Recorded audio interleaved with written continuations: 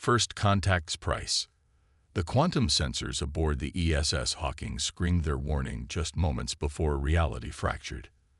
Dr. Sarah Chen watched in horror as three massive vessels materialized from what appeared to be tears in spacetime itself. Their hulls seemed to absorb light, creating void-like silhouettes against the backdrop of stars. Multiple unknown contacts. Lieutenant Rodriguez's voice cracked over the research vessel's comm system. Energy signatures off the charts. Nothing in our database matches these configurations. Sarah's hands flew across her console, analyzing the incoming data. The Hawking was humanity's most advanced deep space research vessel, designed to study quantum anomalies at the edge of known space. Now those same sensitive instruments were painting a terrifying picture of what lay before them. "They're scanning us," she reported, her voice steady despite the fear churning in her stomach. "These aren't standard EM scans. They're looking at our quantum structure, at our very atoms." Captain Helena Morrison's voice remained calm, though Sarah could hear the tension underlying her words. "First contact protocols, everyone. Open all standard greeting channels." The captain's words cut off as golden beams lanced out from the alien vessels, not targeting the Hawking directly, but creating a web of energy around it. Sarah's instruments went wild as space itself seemed to twist.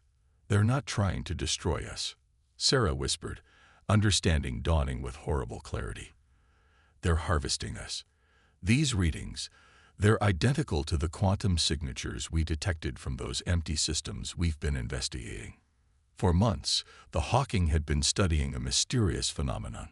Star systems that showed signs of once supporting advanced civilizations, but now appeared to have been wiped clean of all complex matter. Not destroyed, erased, as if something had carefully extracted every atom of useful material, leaving behind only the most basic elements. "Emergency jump," Morrison ordered, but Sarah already knew it was too late.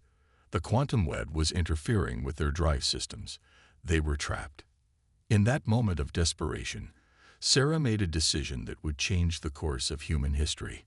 She activated a prototype quantum transmission device, her own secret project, theoretically capable of instantaneous communication across any distance by exploiting quantum entanglement. As the alien harvesters began their work, as reality itself seemed to unravel around them, Sarah transmitted everything. All their sensor data, all their analyses, and most importantly, her own quantum theories that she'd never dared to fully explore.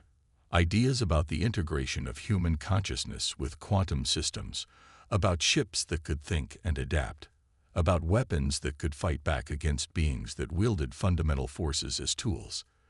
The transmission took less than a microsecond to reach Earth. In her final moments aboard the Hawking, as golden light began to seep through the hull, Sarah smiled. She'd given humanity a fighting chance. 6 months later, in a classified facility beneath the Mariana Trench, Dr. James Kincaid stared at the holographic displays, showing humanity's response to the harvester threat. Project Prometheus had taken Sarah Chen's final transmission and turned her theoretical work into reality. Before him floated a perfect representation of the HSS Nemesis, humanity's first true Warship hybrid. But unlike traditional AI, this ship's quantum processors were integrated with a human consciousness, specifically his consciousness. The integration process has a 97% chance of being fatal, Admiral Wong reminded him, her aged face grave in the blue light of the hologram. "Even if you survive, you won't be human anymore." "Not really. You'll be something new." James touched the display, his fingers passing through the image of the ship that would become his new body.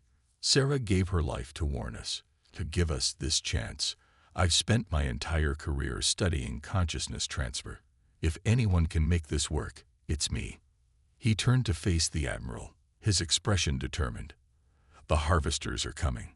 We've detected their quantum signatures at the edge of our solar system. We need ships that can think like them, adapt like them, but with human creativity and determination.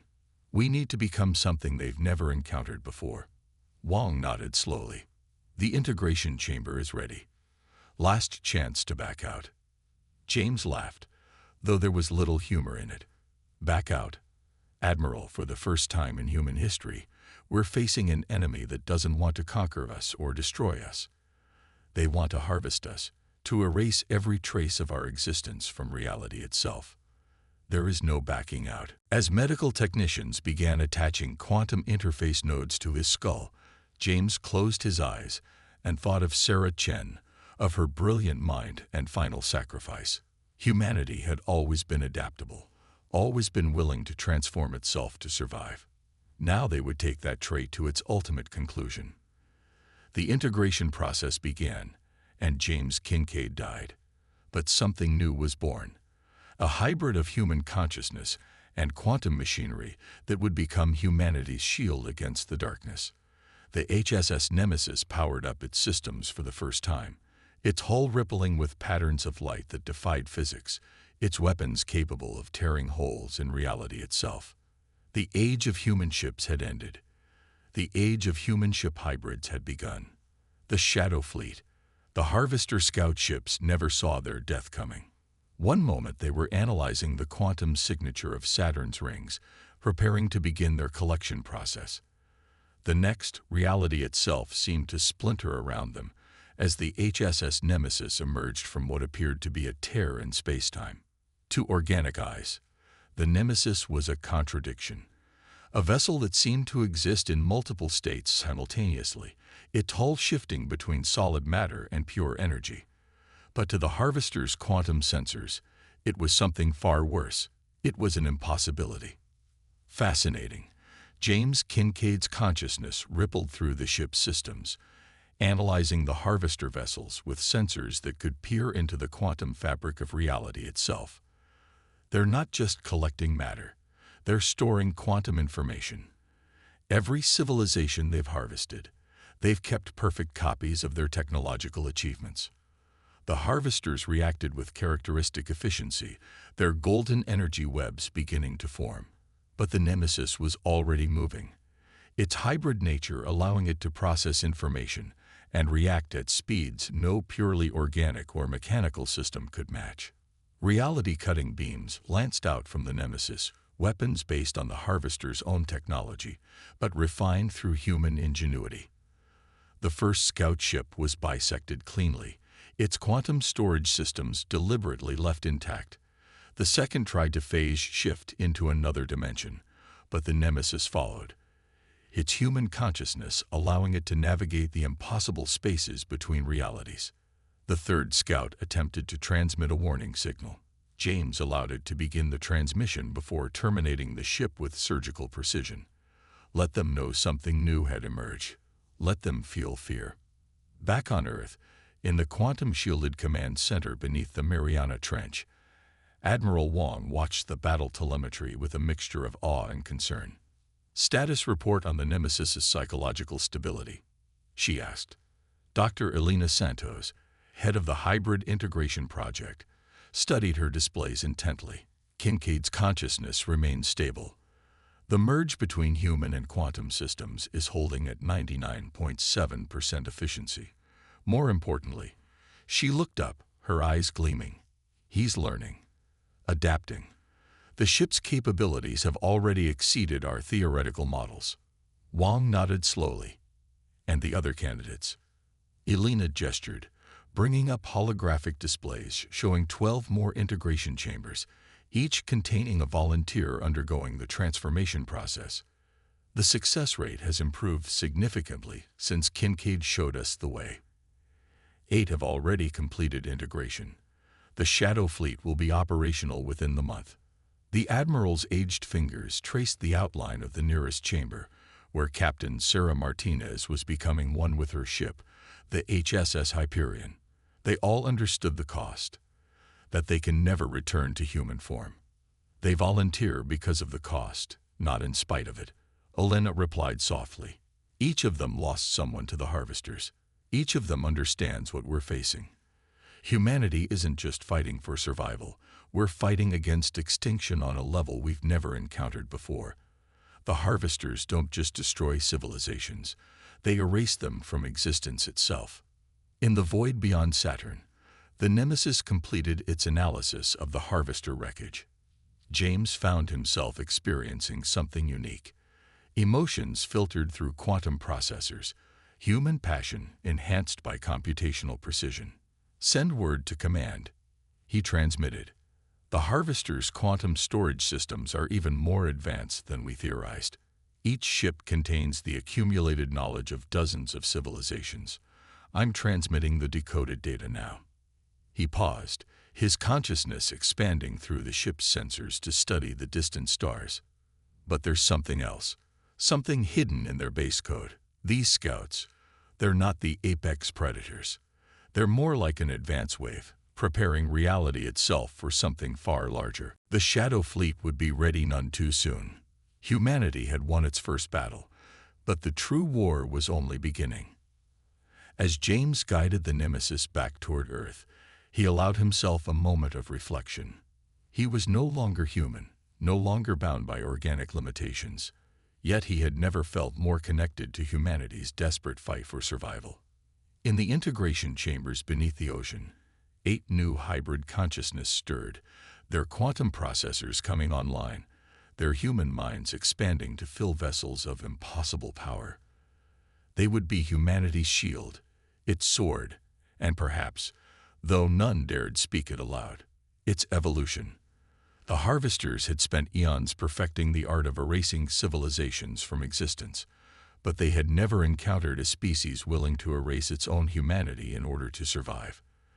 They had never faced an enemy that could think like them, adapt like them, and fight them in the quantum spaces between realities. They had never faced humanity. Evolution of war. The Arcturus defense line, shattered like glass against a hammer.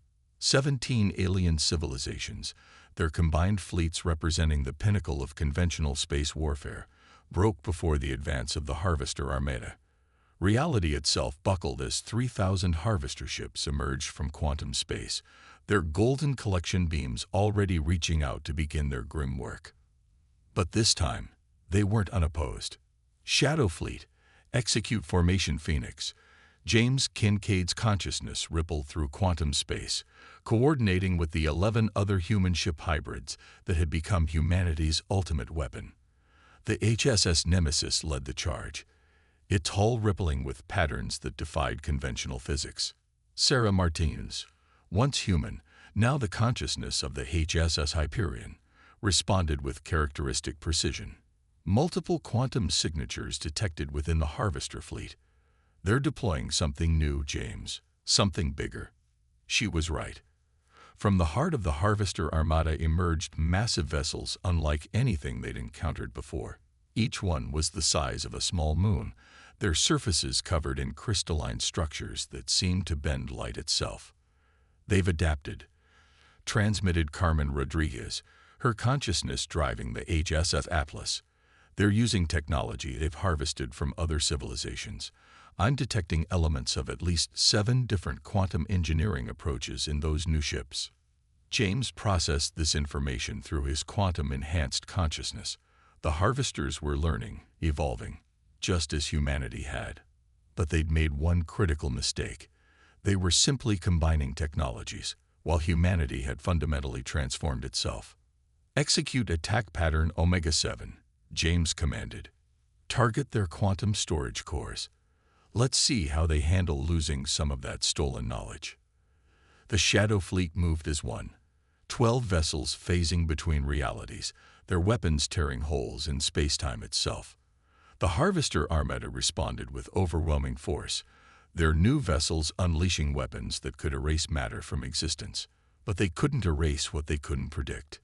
The human ship hybrids fought with impossible precision, each consciousness processing combat data at quantum speeds while maintaining the creative unpredictability that made humanity unique. Where the Harvesters deployed calculated patterns, the Shadow Fleet responded with controlled chaos.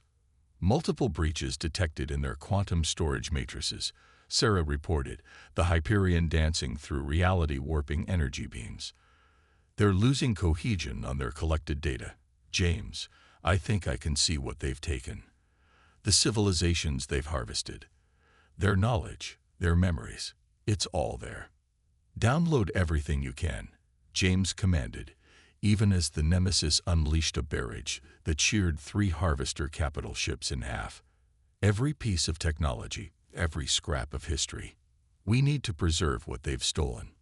The battle raged across multiple dimensions, conventional space becoming merely one theater in a war that defied traditional physics. The Shadow Fleet moved like quantum ghosts, striking from impossible angles, their human consciousness allowing them to innovate tactics that no purely artificial system could conceive. But the Harvesters' numbers were overwhelming. For every ship they destroyed, 3 more took its place. The crystalline vessels proved particularly resilient, their adapted technology allowing them to resist many of the Shadow Fleet's standard attacks. "We need something new," Carmen transmitted, the Atlas narrowly avoiding a beam that would have unraveled its quantum structure. "They're learning our patterns too quickly." James processed combat data through both his quantum systems and his remaining human intuition. The Harvesters were formidable, but they had one critical weakness. They could only adapt by collecting and combining existing technologies. They couldn't truly innovate. "Shadow Fleet, initiate Protocol Prometheus," he commanded. "Full consciousness sync." It was a desperate gamble, something they'd never attempted in actual combat. All 12 human ship hybrids linked their consciousness through quantum entanglement, becoming a single networked entity while maintaining their individual creativity. The effect was immediate and devastating. The Shadow Fleet moved with impossible coordination, each ship anticipating the other's actions on a quantum level. They struck from 12 different dimensions simultaneously, their weapons synchronized to create cascade failures in the Harvesters' quantum matrices. The crystalline vessels, for all their adapted technology, couldn't counter attacks that existed in multiple quantum states simultaneously. One by one, they began to fall. In the heart of the battle, James felt something unprecedented. A resonance in quantum space, a deep vibration that seemed to echo from beyond the edge of known reality. The Harvesters were sending out a signal, not a call for reinforcement, but something far more ominous. "They're calling their makers," he transmitted to the fleet. This was never about simple resource collection. The Harvesters are preparing reality itself for something far worse. As the battle drew to a close, with the remaining Harvester ships retreating into quantum space, the Shadow Fleet regrouped. They had won a significant victory, saved 17 civilizations from being erased from existence, and captured invaluable data about their enemy. But James couldn't shake the feeling that this was merely a prelude. The Harvester's signal continued to pulse through quantum space, reaching toward something that waited in the spaces between realities. Humanity had evolved to fight the Harvesters, but would even that be enough against what was coming? The Shadow Fleet set course for Earth, carrying with them the preserved knowledge of countless harvested civilizations. They had changed the nature of warfare itself, but the true test still lay ahead. The makers of the Harvesters were stirring, and reality itself trembled at their awakening. The price of victory. The quantum assembly chamber beneath Geneva hummed with possibility as Dr. Elena Santos presented her findings to the United Earth Council. Above her, holographic displays showed the preserved memories of 1,000 erased civilizations, each one a testament to what humanity stood to lose.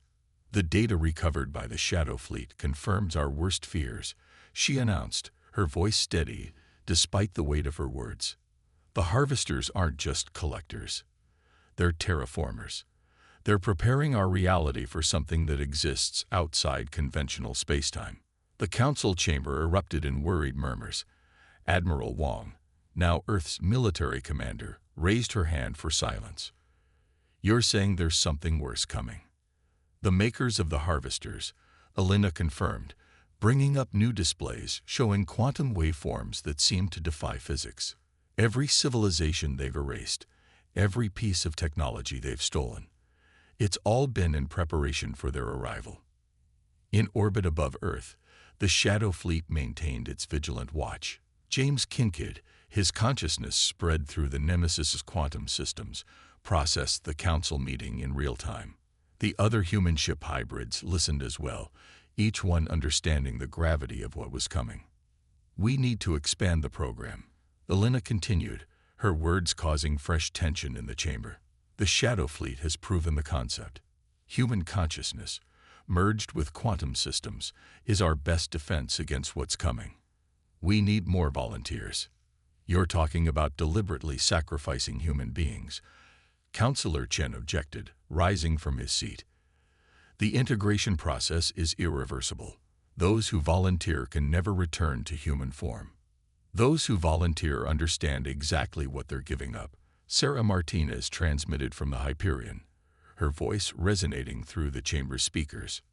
"We chose this. We evolved to survive." The debate raged for hours, but in the end, pragmatism won out over ethical concerns.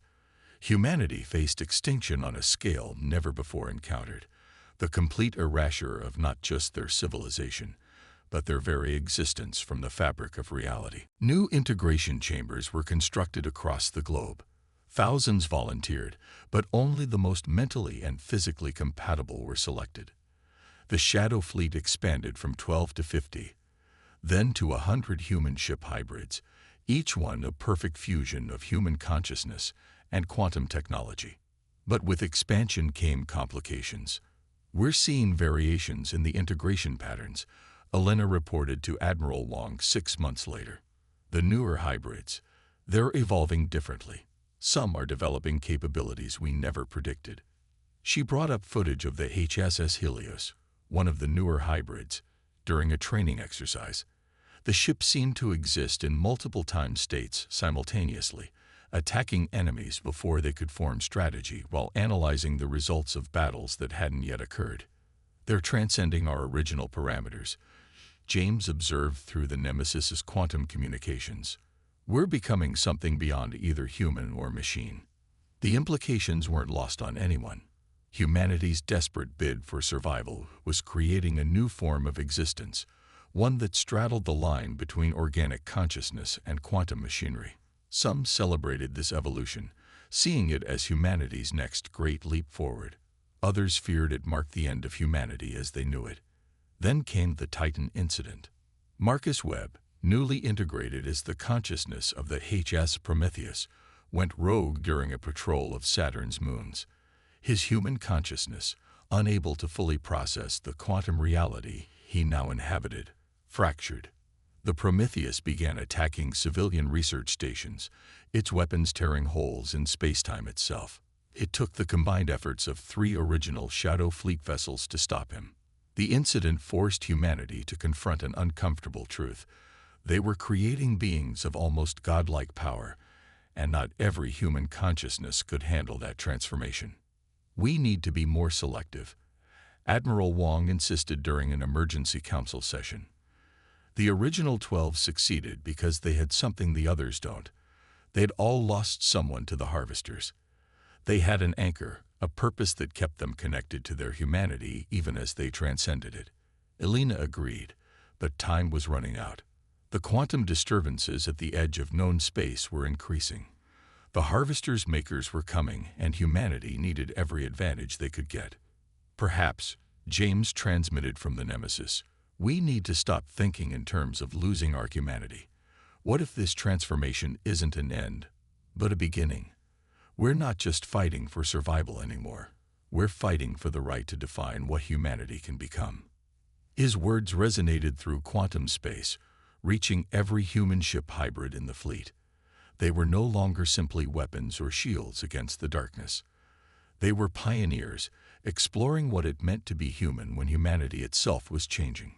In the void between Saturn's rings, the Shadow Fleet continued its endless patrol. Each vessel carried within it a consciousness that had once been human, now evolved into something both more and less than their original form. They were humanity's guardians, its warriors, and its bridge to a future that none could fully predict. The makers of the harvesters were coming, but when they arrived, they would find more than just another civilization to erase. They would find humanity transformed, evolved, and ready to fight not just for survival, but for the very nature of existence itself. Guardians of Tomorrow. Reality screamed. There was no other way to describe the phenomenon that tore through space-time at the edge of the Sol system. The quantum sensors of the Shadow Fleet registered the event in 1,000 different ways, each more impossible than the last. "They're here," James Kincaid transmitted through the Nemesis, his consciousness extending through quantum space to touch each of the 100 human ship hybrids that now formed humanity's ultimate defense line. "The makers of the harvesters have arrived." They emerged from spaces between spaces, entities that defied conventional physics. Their forms shifted between dimensions, massive crystalline structures that seemed to consume light itself. The harvesters had been merely their tools. These beings were the true architects of extinction. Multiple quantum breaches detected, Sarah Martinez reported from the Hyperion. They're unmaking reality itself. Everything they touch simply ceases to exist. The Shadow Fleet watched as the makers began their work, their very presence causing space-time to unravel. These weren't invaders seeking conquest or destroyers bringing death. They were redistributors of reality itself, erasing what existed to make room for something else. "All units, execute Protocol Prometheus Ultimate," James commanded. The 100 vessels of the Shadow Fleet linked their consciousness into a single quantum network while maintaining their individual creativity and human spark. They struck as one, weapons tearing holes in reality to match the Makers' own attacks. But the Makers were ancient, experienced, and utterly alien in their thinking. They responded with attacks that didn't just destroy, but retroactively erased their targets from existence. The battle raged across multiple dimensions, conventional space becoming just one theater in a war for reality itself. The Shadow Fleet fought with everything they had, their human consciousness allowing them to innovate tactics that no purely mechanical or biological system could conceive. But they were losing. "We need something more," Carmen Rodriguez transmitted from the Atlas, her ship barely avoiding an attack that would have unwritten her from history. "They're not just fighting us. They're changing the rules of reality itself." In that moment of desperation, James had an insight that only a consciousness existing between human and machine could grasp. The Makers weren't evil. They were inevitable. They were entropy given form, the universe's way of making room for new creation. "Shadow Fleet," he transmitted, "initiate convergence protocol." It was theoretical, dangerous, and possibly suicidal. But the 100 human ship hybrids responded instantly, their trust in their leader absolute. They began a complex quantum dance, their consciousness synchronizing not just with each other, but with reality itself. The Makers paused in their work of unmaking, sensing something unprecedented. The Shadow Fleet wasn't just fighting them. They were becoming something new, something that existed in harmony with the fundamental forces of the universe. "We understand now," James transmitted, his consciousness expanded to encompass both the fleet and the space between spaces. "You're not destroyers. You're gardeners. You clear away the old to make room for the new." The Makers' response came not in words, but in quantum resonances that shook the fabric of reality. They were surprised, curious. In all their eternal work of renewal, they had never encountered beings that could comprehend their purpose, let alone adapt to exist alongside it. "We offer an alternative," James continued, the Shadow Fleet moving in perfect quantum harmony. "Let us be your counterbalance. Not everything old must be erased for the new to flourish. Change doesn't always require destruction." The Makers' crystalline forms shifted, their attack patterns changing from erasure to analysis. The Shadow Fleet had achieved something unprecedented. They had evolved beyond both their original human limitations and the rigid patterns of machine existence. They had become something that could exist in harmony with the fundamental forces of the universe. In the weeks that followed, a new equilibrium was established. The Makers withdrew their harvesters, recognizing in humanity a species that had found a way to evolve without requiring the erasure of what came before. The Shadow Fleet became more than just humanity's defenders. They became mediators between conventional reality and the forces that shaped it. Back on Earth, in the quantum assembly chamber beneath Geneva, Dr. Elena Santos presented her final report to the United Earth Council. "We set out to save humanity," she concluded, "but we ended up transforming it. The Shadow Fleet isn't just our shield against extinction. They're our bridge to a new form of existence. They prove that humanity's greatest strength isn't our ability to fight or destroy, but our ability to adapt, to comprehend, and to find new ways forward." In the void between stars, the human ship hybrids continued their eternal watch. They were no longer simply human, no longer merely machines, but something that transcended both. They had become guardians not just of humanity, but of existence itself. The makers still roamed the cosmos, performing their necessary work of renewal. But now they were balanced by humanity's transformed children, ensuring that change didn't always mean extinction, that evolution didn't require erasure. Humanity had faced its greatest challenge, not by fighting to the death, but by becoming something new. Protectors of both what was and what could be, guardians of tomorrow in all its infinite possibilities.